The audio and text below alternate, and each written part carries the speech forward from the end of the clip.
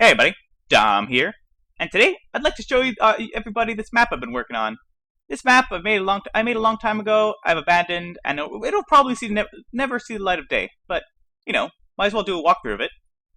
This is the sequel to one map I've made a long time ago that was really popular, called Horde Mode Overpowered Challenge. A map where you play as a singular, super overpowered character like the soldier or any TF2 class for that matter.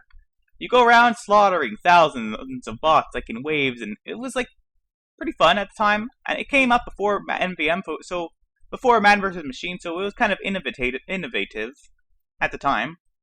This is the sequel, Horde Mode Overpowered Challenge 2. Like, people might question, like, wait a minute, Overpowered Challenge 2, but wasn't there other sequels? No, those were spin-offs. This is the true sequel, lol. Lol, lol, lol. Let's quickly, and by quickly I mean this is going to be like a freaking 50-minute long video. Let's quickly run through every single thing on this map, because why not? It's hilarious, it's awesome. The map, you start off, you, the main character, you, start off right here, you spawn here. I don't know about other people, but I like to put context, but I like to have context behind what happens or what's going on, thematic things.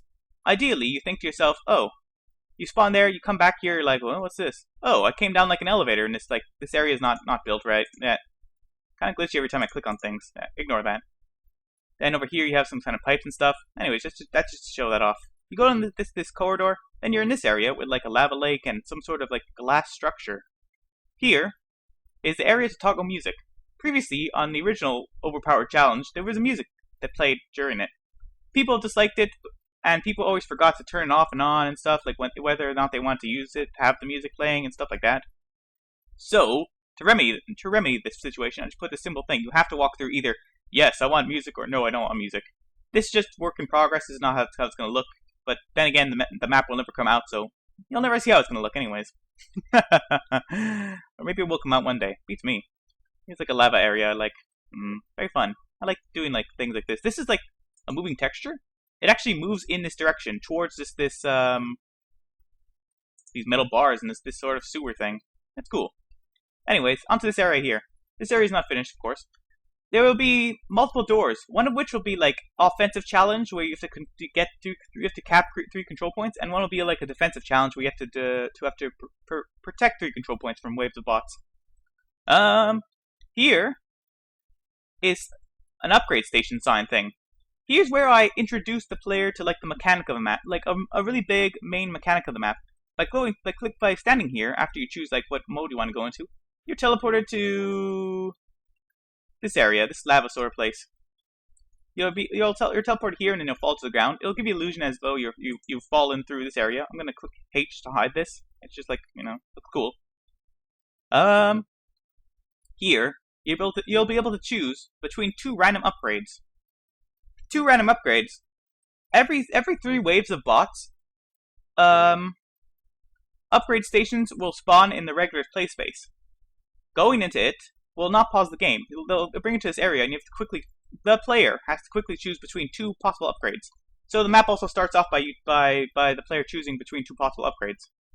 The places where it spawns are like how it looks in the beginning area, like upgrade stations. So, for example, there's one here. This, like, ideally, during gameplay, this won't be here, and this little force field sort of thing from Man vs. Machine, like the medic's force field of redness or of blueness, won't be here.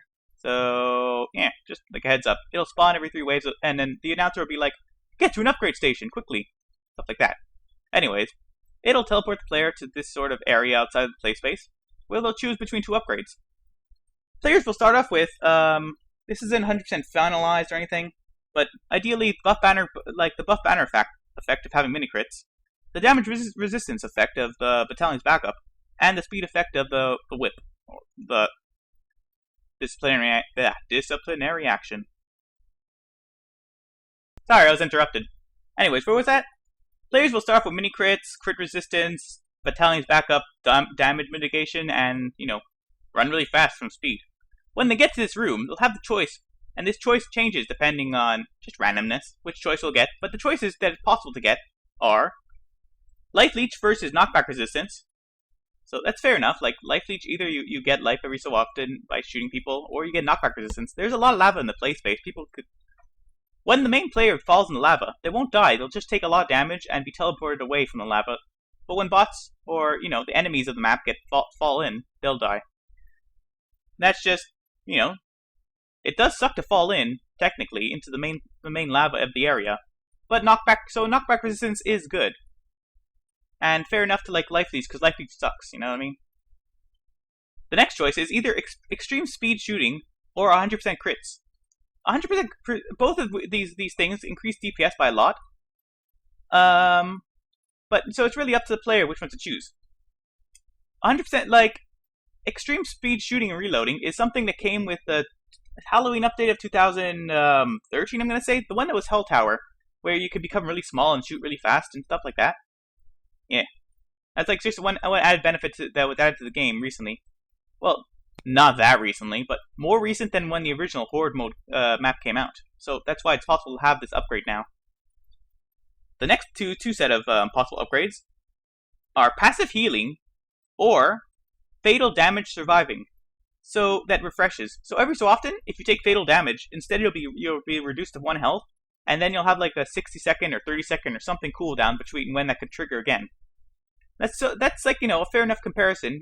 You'll get survivability either way. One of them is maybe more reliable than the other, but it's up to the player to decide which one they want. And finally, the last possible upgrade I have programmed in so far, programmed in so far, is either more damage resistance, like through a different sort of method of damage resistance. It's not like the battalion's backup buff, but a different buff that exists within like the game's code, or this other cool thing that was added also the same Halloween update, the cloak. Players will cloak, and shooting will make them become visible again. When players cloak, the bots will ignore them, right? So it adds a layer of like you could get away safely from stuff. But normally when you're playing this mini game, you'll constantly be shooting, so it won't really come into effect unless you really have to retreat. The cloak refreshes. There's like a cooldown, and then it goes back up every so often. So yeah, it's similar to the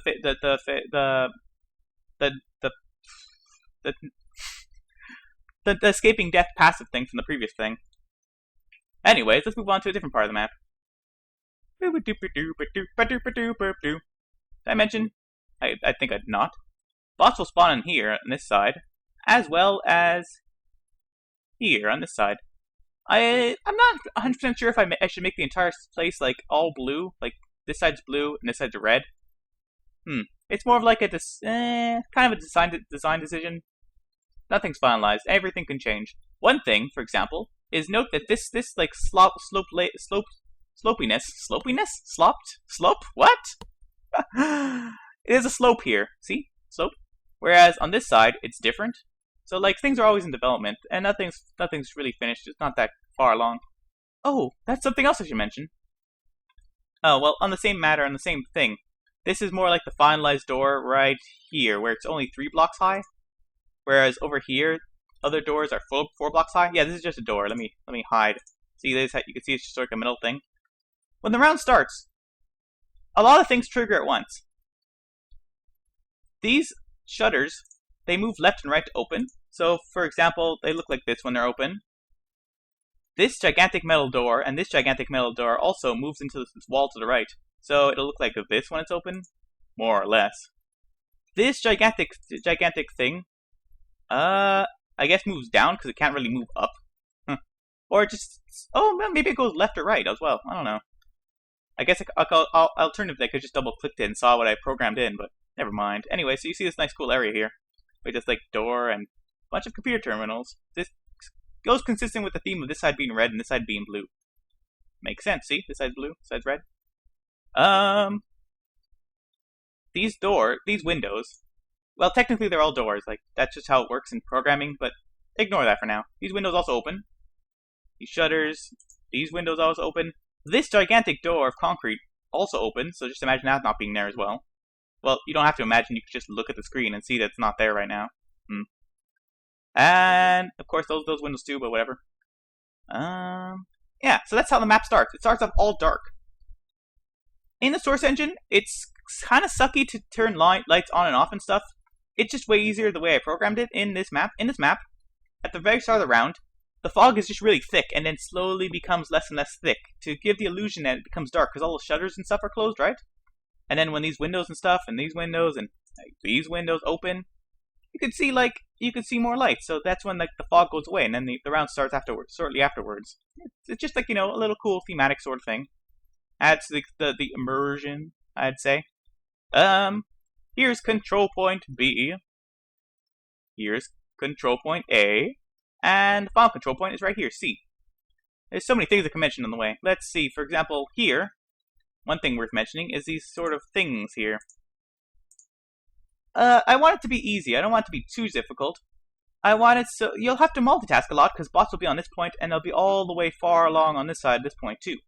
So I've added these jets. These are like fire jets. They shoot out fire.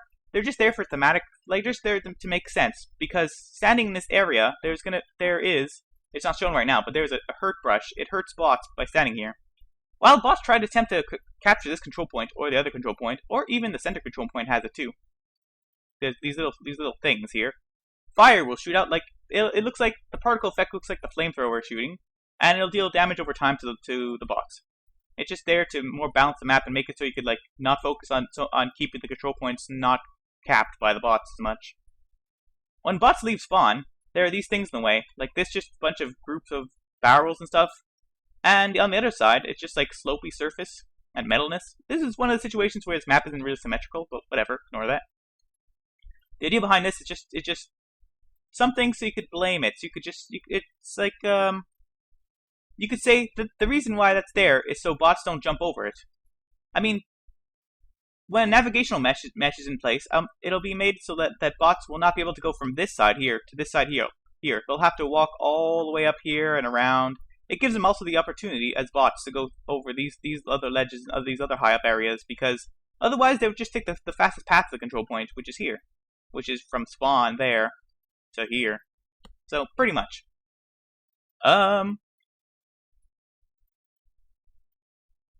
Here's another cool thing I added. You know, when you're playing this, you're gonna feel like you're Juggernaut. Maybe you're the Juggernaut. You know, like the Marvel villain, anti-hero. Nah, I'm gonna say villain. You're gonna feel Juggernaut-ish. So I added like little elements, just little things you may not even notice while playing the map that just add to the feeling of being powerful. So, for example, shooting any of these lights here will destroy the light. I'll just hide it, for example. There you go. See, hidden. Destroy the light, and these three spark entities, right there, there, and there, they'll shoot sparks down, just like, you know, just fall to the ground. You know, makes you feel powerful if you could destroy things. Another example of this is this area here.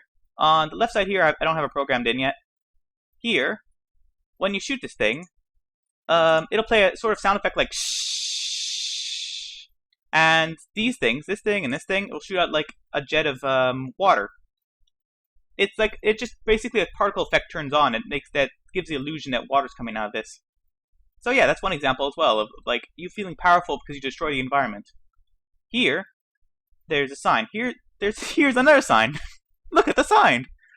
This is not programmed in, but this one is. Where when you shoot the sign, it'll spark and it'll turn off, and it'll just be like, let me just hide this. It'll just look pitch black like this. Whereas usually it'll look like this control point sign. Yeah, so another example of stuff like that. Like, you feeling powerful because you could destroy stuff in the environment, even if you don't notice it. At some point I was playing around with physics props, like this. Not this I selected accidentally. Ignore that. I was playing around with these physics props, because that's also has the idea to, like, when you shoot stuff, things should happen, and stuff should fly away. This is also not permanent. This is just like a weird, sort of weirdness. Here are sentry guns. They help protect the final control point. I believe they're level 2. Yeah, they're level 2, as seen on screen right there. Like, yeah.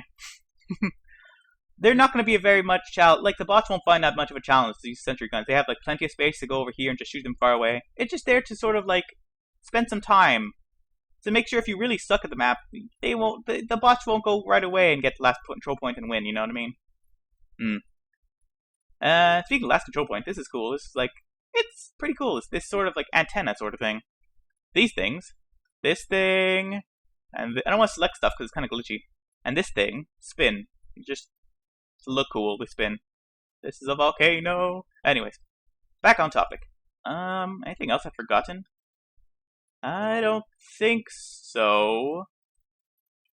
There are health pack, ammo pack. Oh, yeah. Here's one thing. This area here is a teleporter. Standing there, touching this wall, will teleport the player over here on this side. And doing so over here teleports them back over there. It just, a faster way to get from one side to the other. Just in case, like, you're protecting control point B over here, and you need to go over there and protect control point A quickly. From the bots, the evil bots who kill people. Oh, no, they don't. They only kill the player. I don't know. I think also I'm forgetting. I think I've covered every major gameplay element. Oh, when you fall in lava, you'll probably be teleported, I don't know, over here. Which kind of seems like a sucky spot because you'll just be getting free ammo and health. Probably someplace else might be a better location to teleport to when you fall in lava. I think I've covered everything.